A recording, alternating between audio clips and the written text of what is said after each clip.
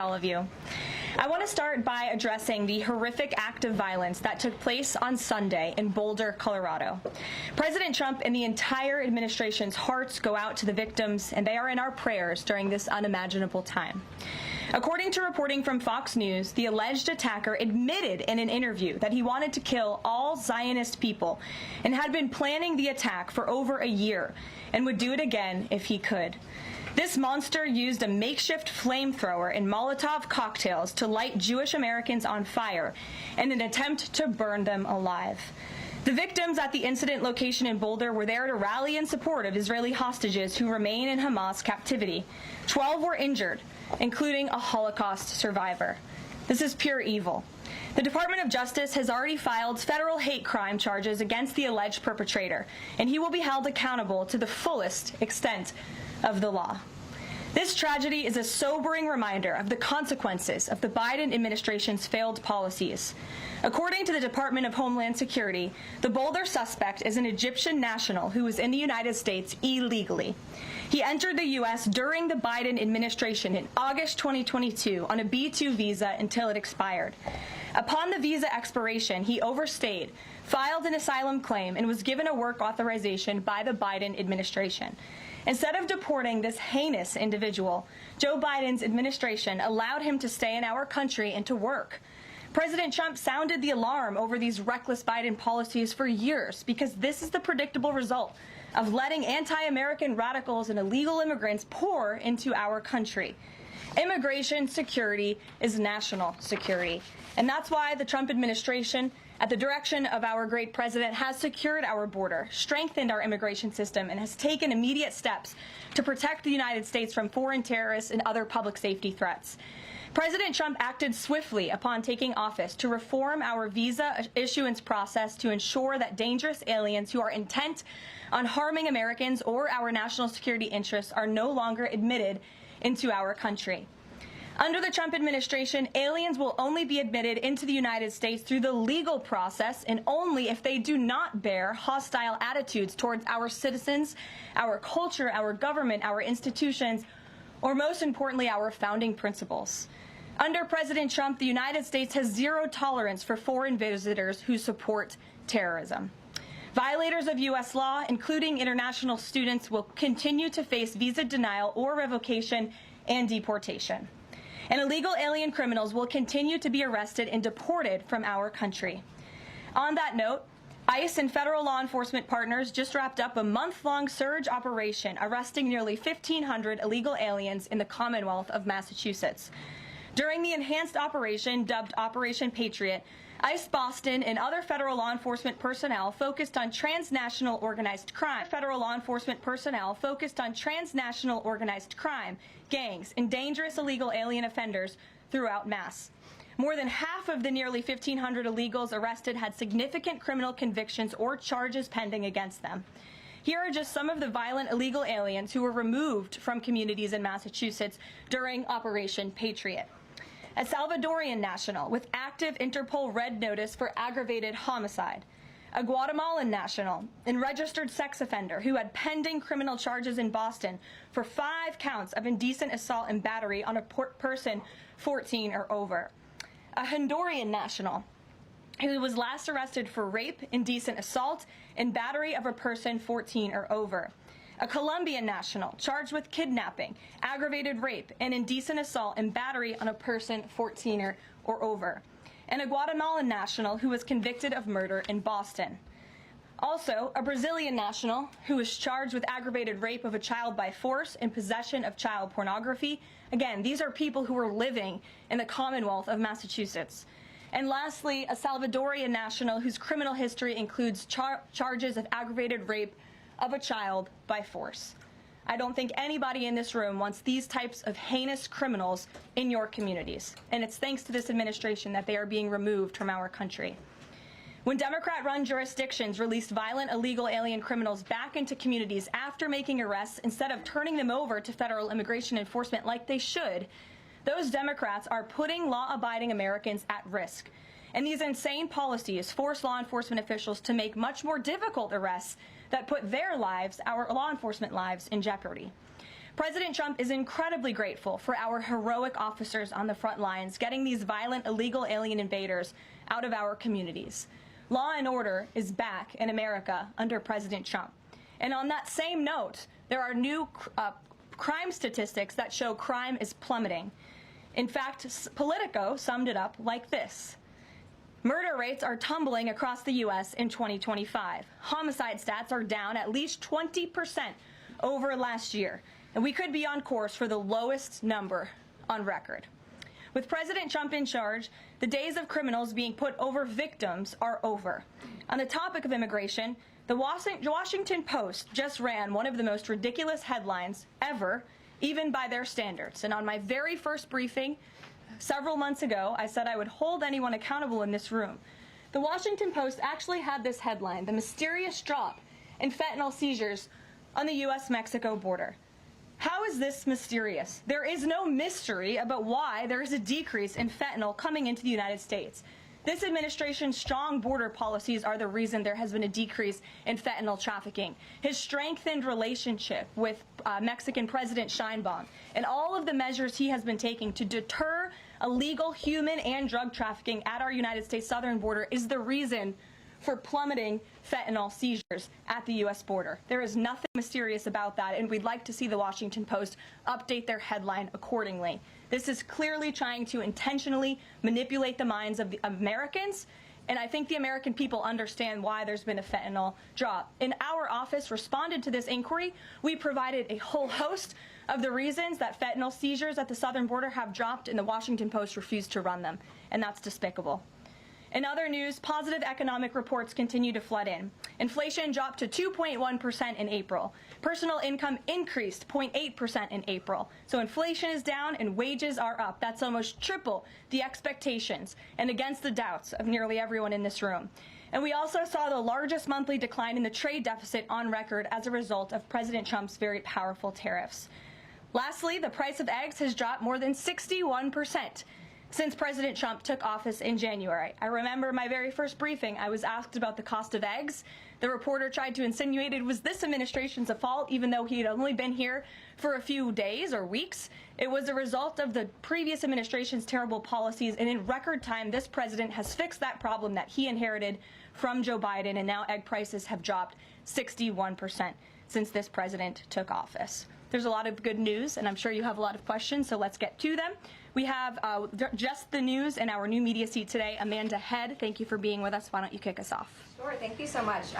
There is a disturbing trend of anti-Semitism turning into terrorism. Of course, the Boulder, Colorado instance that you just mentioned, the 2 Israeli embassy staffers who were murdered, Pennsylvania governor's mansion with the Jewish governor inside getting set on fire. Does the president consider this domestic terrorism? And as such, are there official alerts to law enforcement, BOLOs, task forces, things like that? The president has made it very clear, as he said in his statement yesterday, that yes, these anti-Semitic acts of violence are do qualify as terrorism, and he does not want to see terrorism or violence of any form taking place in the United States of America. And as for specifically anti-Semitic terrorism and anti-Semitic acts of violence and those that are targeting Jewish Americans, this administration has done more to combat that violence than any administration in history. And one incident is one too many. And I think, frankly, that's something the previous administration was not willing to say. This president will stand up for Americans of all religions, of all faiths, of all creeds, and we will continue to look at policy measures and actions that we can take in addition to the actions that have already been taken to curb this anti-Semitic violence. And to Jewish Americans at home, across the country, this president has your back. And then on another issue, back in February, Secretary Kennedy created a commission to re-examine the childhood vaccine schedule. But there are still states outstanding like California, Connecticut, Maine that are not allowing any religious exemptions for kids not only to go to school but to participate in sports and extracurricular activities. Would the president want to see religious exemptions allowed across all 50 states? And how do you enforce that, especially with states like California that are already defying the president on the men and women's sports issue? Generally speaking, I know the president supports religious exemptions for families when it comes to vaccinations. As for the instances in those specific states, I'll have the administration and the White House look into it and see what executive action, if any, we can take on that front. Thank you. Kelly. Good afternoon. We're in hurricane season, and obviously there is great concern every year about the potential for that. Can you speak to how the president is planning to have the level of support, should it be needed, to be as it has been with a reduction in the workforce? And is he still comfortable with Administrator Richardson, who had talked, whether joking or not, about not being aware of a hurricane season for this country? What is the president's level of briefings on what may be required? If you could give us kind of an overall update on that. Sure. Well, of course, we know that we are into hurricane season now, and I know FEMA is taking this seriously, contrary to some of the reporting we have seen based on jokes that were made and leaks from meetings. But Secretary Kristi Noem and the FEMA leadership are all over this. They are committed to ensuring that federal resources and tax dollars are there for Americans in need, and the president continues to review requests for emergency aid and carefully considering them. However, this president has made it clear we're not going to enable states to make bad decisions with federal tax dollars and then have the federal government later have to bail these states out. We want to see states be responsible with their tax dollars to do as much as they possibly can, and then the president will deeply and thoughtfully consider any requests for federal aid that come to his desk. And I think some of the media reporting we've seen on this is frankly sloppy and irresponsible. There are serious people who are taking this issue seriously, starting with the president himself, who, as you know, on his first domestic trip back in office, visited both North Carolina and California, both of which were, of course, hit by natural disasters when he wasn't even president, but he took ownership of that and visited those places and those people immediately. Is it Brian? about hurricane season appropriate, though, now that this is serious business, as you talked about? It's serious business, Kelly, and I'm not going to engage in such fodder with a question like that. Brian? Thank you, Caroline. Reuters was reporting that there is a letter that is meant to be sent to other countries, which would give these countries a deadline of Wednesday to produce their best offer on the trade matter. Why does the administration feel the need to send this letter? And I have one more follow-up on trade. Sure. I can confirm the merits in the content of the letter. USTR sent this letter to all of our trading partners just to give them a friendly reminder that the deadline is coming up. And they are in talks. Ambassador Greer, Secretary Bessent, Secretary Lutnick are in talks with many of our key trading partners around the globe. As you know, Brian, I know the Wall Street Journal has covered this quite heavily. And they continue to be engaged in those discussions. And this letter was simply to remind these countries that the deadline is approaching and the president expects good deals, and we are on track for that, I will emphasize. On the trade side, though, when the deal with the United Kingdom, there was this idea of a reprieve on the auto tariffs. Is the president looking to do another similar deal on the sector-by-sector reduction in tariffs, or is this more going to be deals related to the reciprocal tariffs that were announced months ago? Well, as I've said previous to the podium and the president has discussed as well, each country has unique advantages, unique challenges to it based on their markets and what they export to us and what we export to them. And so that's why the president smartly advised his trade team to engage in tailor-made deal-making. And we saw that with the United Kingdom, and we will see that with other countries as well. Kate. Does the president support the Senate moving forward with the bill imposing heavy sanctions on Russia? Look, the president has spoken about his position on sanctions on Russia. He has smartly kept this as a tool in his toolbox if necessary, but I think the Senate and everyone on Capitol Hill respects the president as the commander-in-chief for a reason. And as you know, Russia and Ukraine engaged in direct talks yesterday. That was at the encouragement of this president when he spoke to both leaders of both countries via phone just a couple of weeks ago. And so I would just like to remind everybody how far we have come in just 4 months. I mean, it was inconceivable last year at this time for Russia and Ukraine to be engaged in direct talks. And it's because of the president's insistence and determination to get this war to an end that these countries sat down yesterday. So he's willing to use sanctions if he needs them, and the Senate and the Capitol Hill understand that the president is the commander-in-chief and he's leading United States foreign policy as he should. And on Iran, the president said that the U.S. would not allow for any uranium enrichment, but the proposal offered to the Iranians reportedly allows for low levels of enrichment. Can you explain that discrepancy?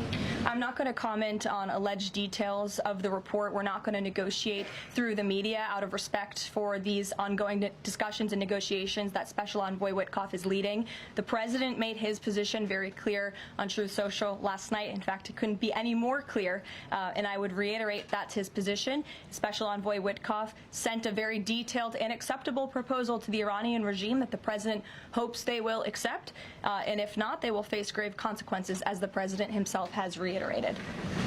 Sure.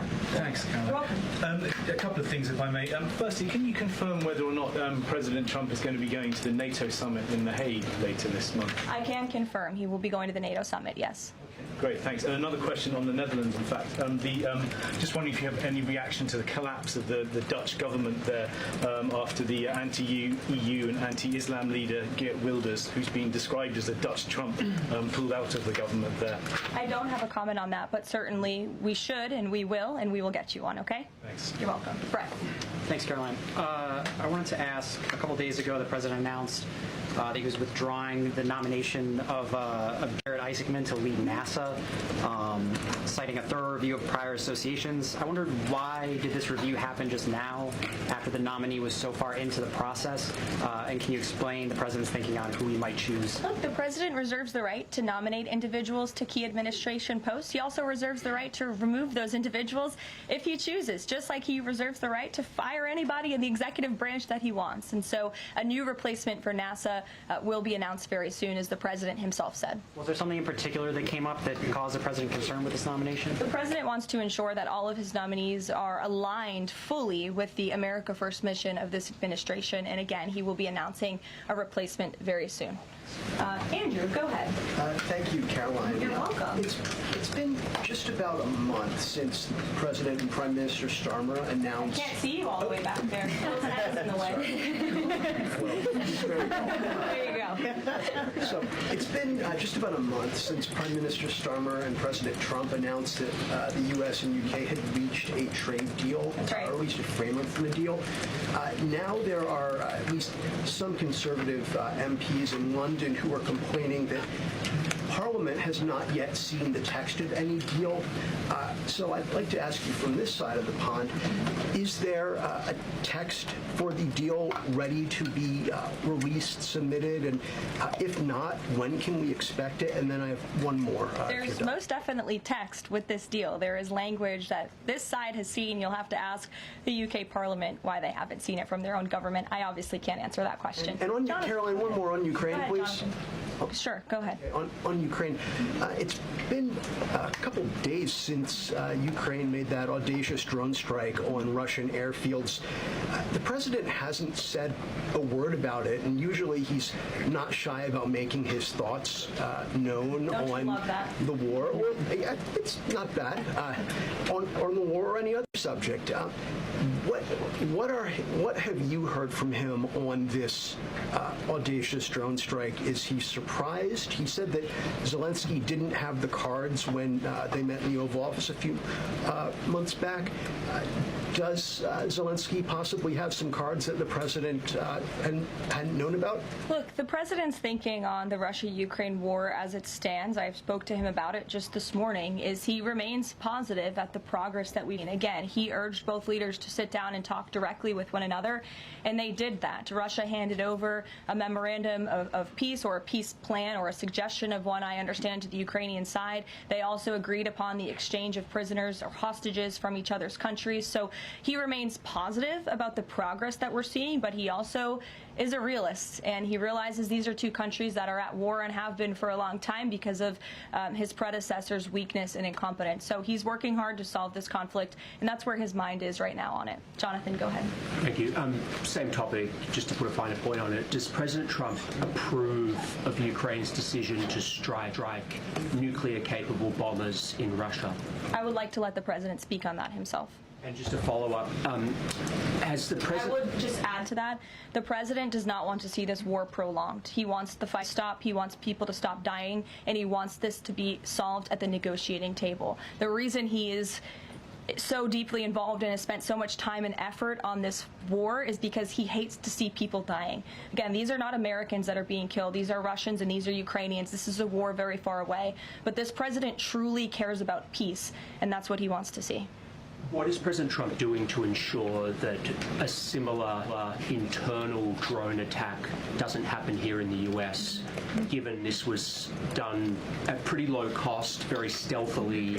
You know, it obviously raises questions about our own security, particularly for US aircraft here. It absolutely does, and that's why the president nominated Secretary Hegseth and has approved some of the changes that have been made at the Pentagon to ensure that we have the most lethal fighting force in the world, and that the United States military is the best, the biggest. That's why he wants the One Big Beautiful Bill to be passed, because it increases our defense spending. It's why he also launched the announcement of the Golden Dome to prevent from missile strikes and attacks in the future. And the president has a full understanding, I can tell you because I've spoken to him about it, about the future of warfare and how drones are a big part of that. And I will not get ahead of our policy team, but I think you can expect to see some executive action on that front in the very near future. Caitlin. Two questions for you as well. On the Big Beautiful Bill, you said recently that it is, quote, blatantly wrong to say that it adds to the deficit. You essentially said that an estimate from the Congressional Budget Office and other scorekeepers you believe are wrong. But Republicans like Ron Johnson and Rand Paul disagree. They are saying that it will add to the deficit. That is their concern. Is the White House's position that those two Republican senators are, quote, blatantly wrong? It is. Those senators, it's not news that they disagree with this president on policy, and the president has vocally called them out for it and for their not having their facts together. I would add the Congressional Budget Office has been historically wrong. In fact, they predicted the Trump tax cuts from the president's first term in 2017. Their prediction was wrong by $500 billion. Those tax cuts had nearly $500 billion more of revenue than the Congressional Budget Office scored. And I would also point out, I don't think many people know this, there hasn't been a single staffer in the entire Congressional Budget Office that has contributed to a Republican since the year 2000. But guess what? There have been many staffers within the Congressional Budget Office who have contributed to Democrat candidates and politicians every single cycle since. So unfortunately, this is an institution in our country that has become partisan and political, and we are very confident in our own economic analyses of this bill. There is $1.6 trillion in savings, and our Office of Management and Budget Director, Russ Vought, is a fiscal hawk. He is well known in this city for being a well-respected fiscal hawk. He has tools at his disposal to produce even more savings. And as you know, the White House will be sending our rescissions package to Capitol Hill today. And on immigration, the other day that the Homeland Security Secretary said, and I'm quoting her now, that an illegal alien threatened to assassinate President Trump and highlighted his arrest. A man has now admitted to framing him, saying that he wrote the letter that the DHS Secretary Kristi Noem posted online. Last I checked before I came into the room, that post was still up from DHS. Does the White House expect them to issue a clarification or a correction on that We front? can ask the Department of Homeland Security and get them. Jeff. Caroline, is the United States putting pressure on China to release its hold on rare earths that are hurting car companies and technology companies now that require that for their products? And is that pressure working? Well, I can assure you that the administration is actively monitoring China's compliance with the Geneva Trade Agreement. I know the United States, on our end, we have complied with the terms that we set, and our administration officials continue to be engaged in correspondence with their Chinese counterparts. And as you all know, and I know there's a lot of interest in it, there will be a leader-to-leader talk very soon. And when that happens, as always, we will let you know. Also, Asia, just does the White House have a reaction to the results of the election in South Korea? Yes, we do. And let me find it here for you. Should be somewhere in here. Thank you. We do not, but I will get you on, Jeff. Go ahead. Thanks, Caroline. Two questions on trade. Is this letter that was sent to trading partners a sign that the president isn't satisfied with the pace of these negotiations? Is he trying to light a fire under these talks now? Well, look, the president has been very to our trading partners in his conversations with them and with foreign leaders directly that they need to cut deals with the United States of America. The tariff agenda of this president, he believes very strongly in it. And as you've all seen, he's unafraid to use tariffs to protect our industry industries and protect our workers, but he wants to see these tailor-made deals be signed. And I will tell you, of course, I never want to be the one negotiating with the press about these internal discussions and deliberations, but our team, who is deeply involved in this, sees these deals moving in the right direction. In fact, Ambassador Greer is in Paris right now meeting with many of our trading partners. We should still expect this flurry of deals in the next 36 days, and the plan is still for those full tariffs to go back into effect on July 9th. The plan is for the announcement of these deals to be made very, very soon, yes. Sure. Thank you, Caroline. You're welcome. So Governor Whitmer confirmed that she spoke with President Trump about the possibility of pardoning the plotters against her in the kidnapping case. She didn't give us an idea of what the president's reaction was to that. Do you have any information about what he said?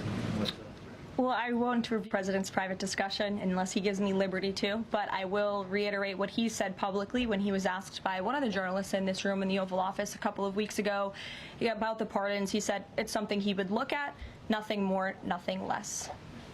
Haley, go ahead. Thanks, Caroline. And then to Kelly next to you. Thank you.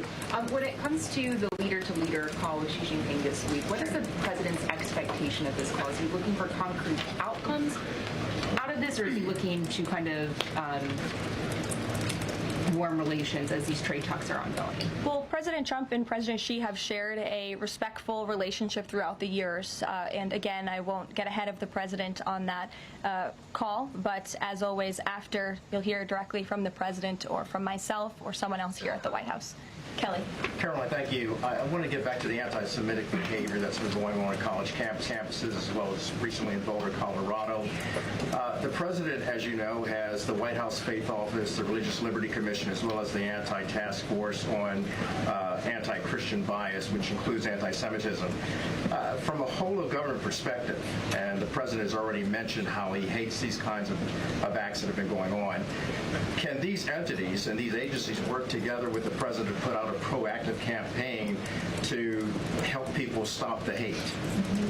I think the president himself has been leading on this, Kelly, and has been incredibly clear in his rhetoric that he is not going to tolerate such hate or behavior in the United States of America. And you will see that rhetoric being followed up by action from the Department of Justice, who is seeking to prosecute these cases to the fullest extent of the law. And I know the Attorney General and the FBI Director were very quick to call this what it was, targeted terrorism. And there was some, I think, criticism from the media and well, at least pundits I saw on television saying, are they too quick to jump here? No.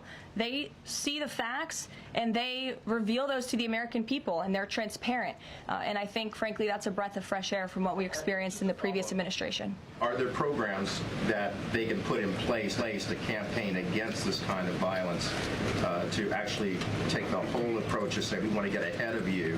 If you're thinking it, don't do it. And if you're going to do it, sit down and talk to someone within the Faith Office, within the Religious Liberty Commission, as well as the task force. Yeah, surely. It's a good, and I'll pass it along to them. Peter. Thank you, Caroline. When you look at these last-minute Biden pardons, the big ones, Biden siblings, Fauci, January 6th committee. That's right. Most of the big ones have the same very neat signature. We would expect that probably to be the auto pen. There is one that looks different. It looks authentic. In fact, if you look at the last name, it almost looks like the president was having a hard time spelling his last name there.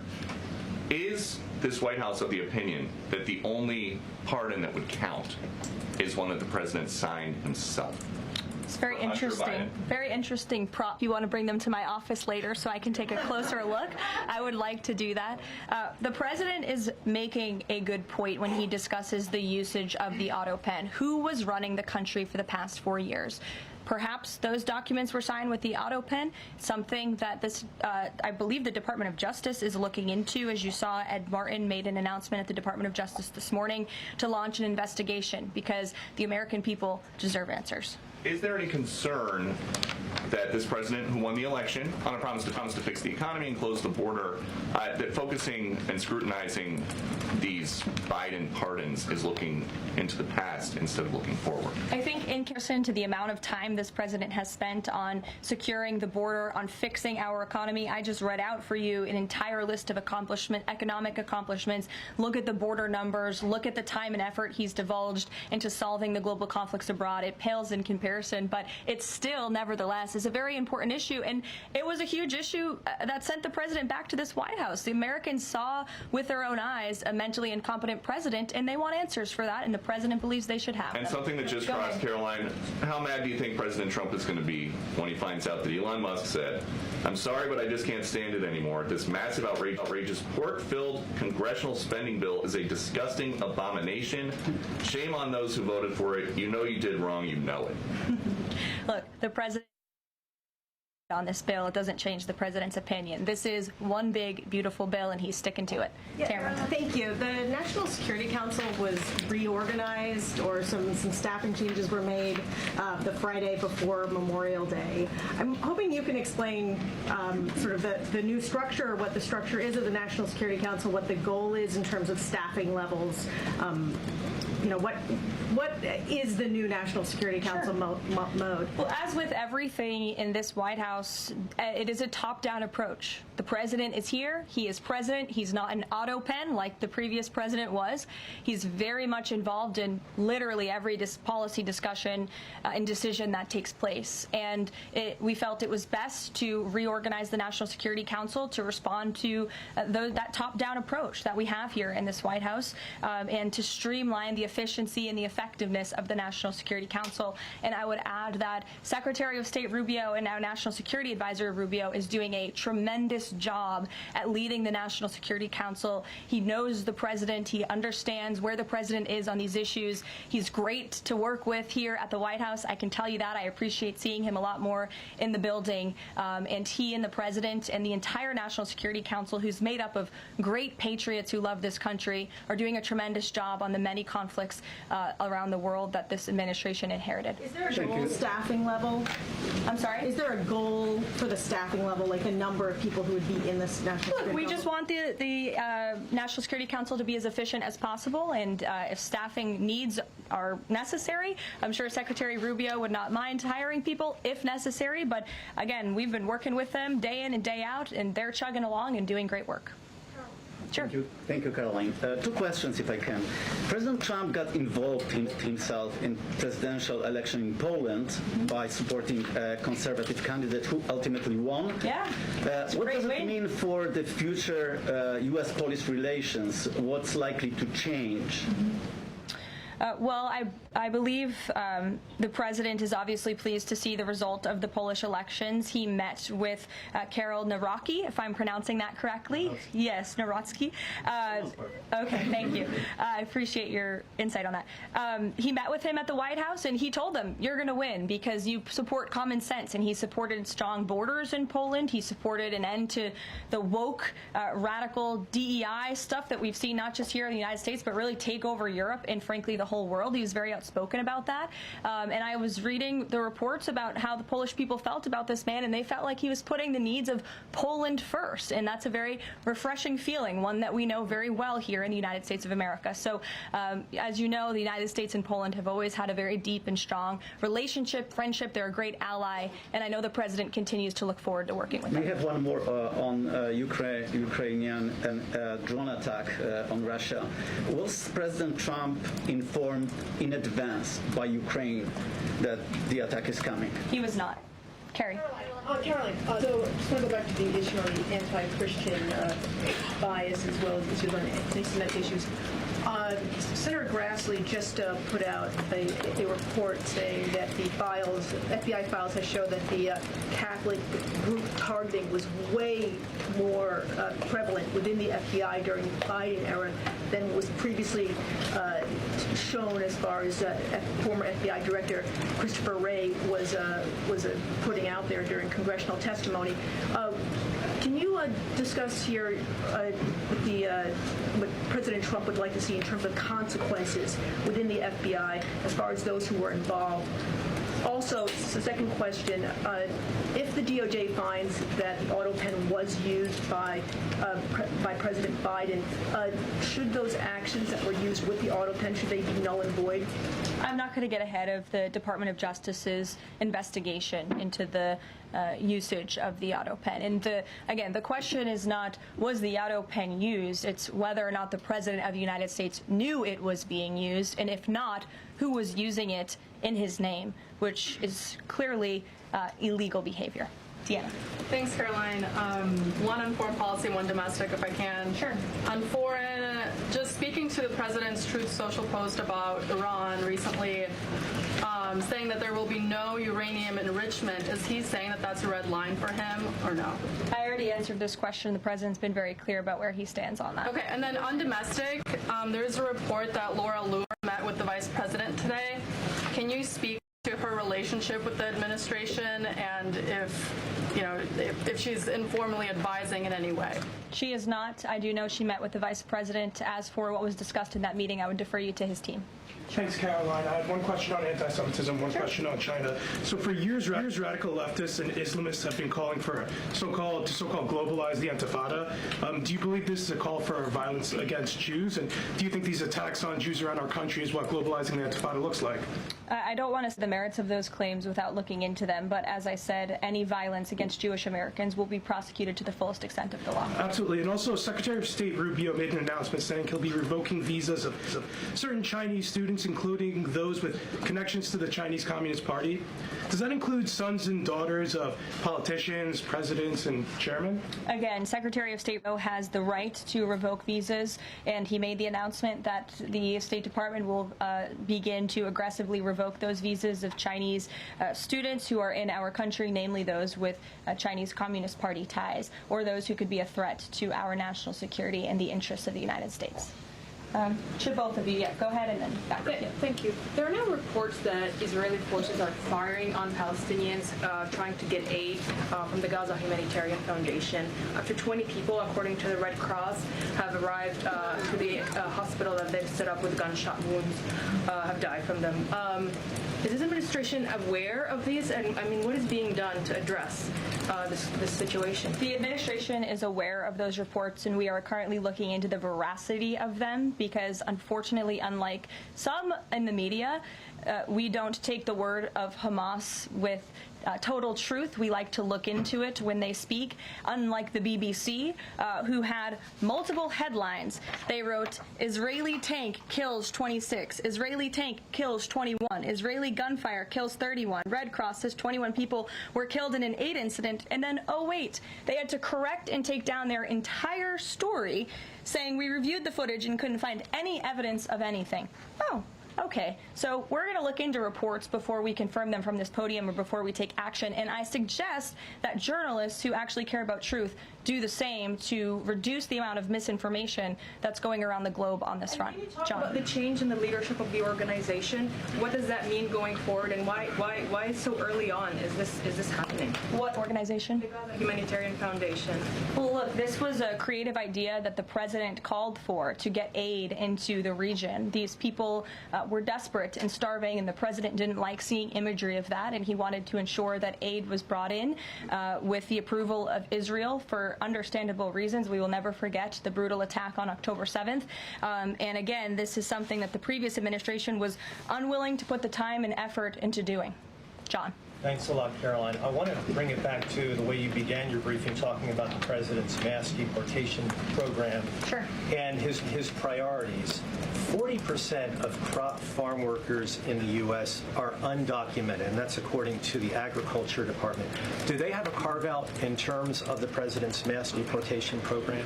The president and the Trump administration have been very clear. If you are in the country illegally, you are subject to deportation. Is there any concern that, given that large number, if that number is correct, 40% of crop farm workers being undocumented, that could impact the food supply here in America if those individuals that obviously help pick crops all across the country are deported en masse?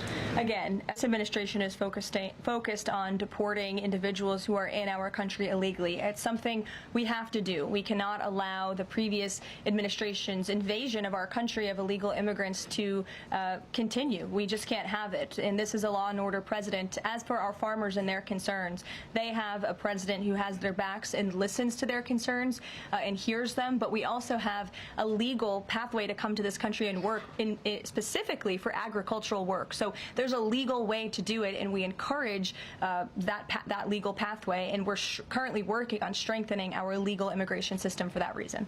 Sure.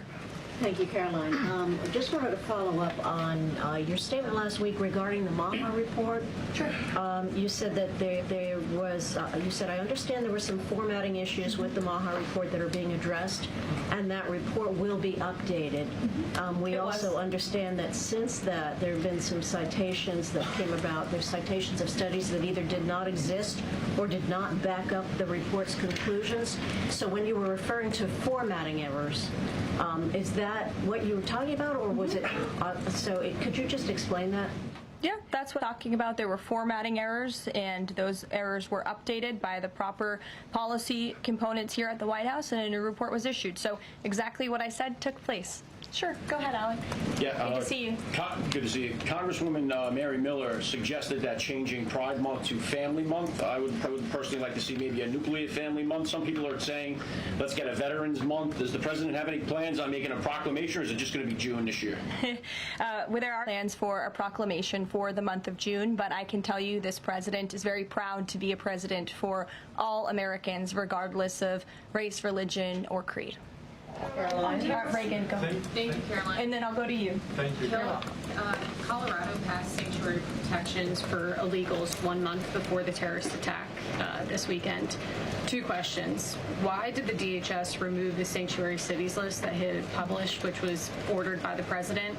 And then what is the administration going to do to further crack down on sanctuary jurisdictions to prevent attacks like what happened in Colorado? Sure. The Department of Homeland Security will be issuing a new list of sanctuary cities, an accurate list of sanctuary cities. As for what we're doing to crack down, the president has signed various executive orders and has directed the Attorney General to prosecute federal, state and local officials who are not complying with federal immigration authorities and, most importantly, federal immigration law. Thanks, Caroline. Thank you, Caroline. Oh, yeah. Thank you very much. Go ahead. So, does the president take calls from foreign leaders on the tariffs on steel and aluminum? Does he still intend to double them tomorrow morning?